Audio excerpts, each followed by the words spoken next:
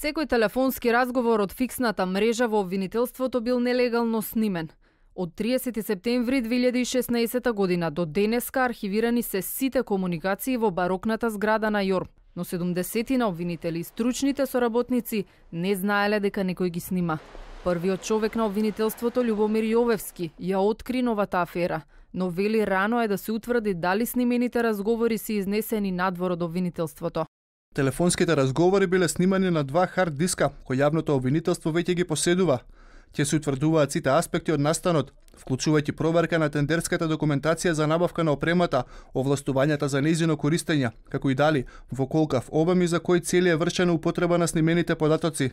Централата на фиксната телефонија била инсталирана во 2013 година, кога обвинителството се сели во новата зграда покрај кеот на Вардар, но засега нема информации дали уште тогаш почнало снимањето и дали и кој ги злоупотребил тие комуникации или пак своевремено се избришани.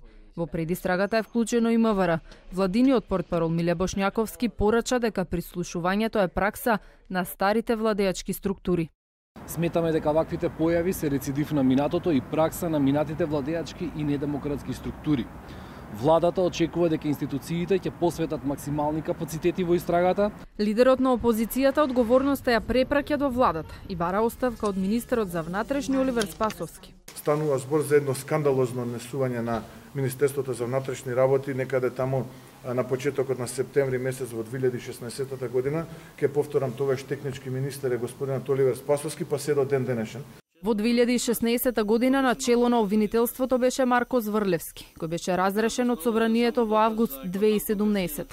И Зврлевски и тогашната шефица на Скопското обвинителство, Гордана Гешковска, за телевизија 24 велат дека се шокирани дека некој ги прислушувал. Не разбирам што се случува, ниту пак знам како е тоа можно. Не е благопријатно, тоа значи и дека јас сум бил прислушуван. Во секој случај, ќе чекам да го слушнам виновникот. Јас сум фрапирана од она што го прочитав. Несфатливо е како можело такво нешто да се случува во зградата на обвинителството.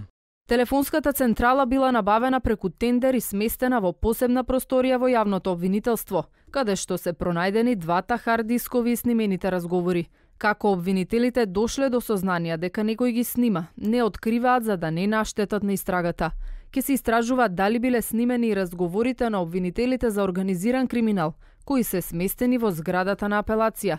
Она што засега е сигурно е дека прислушувањето не е вршено однадвор, туку внатре во објектот.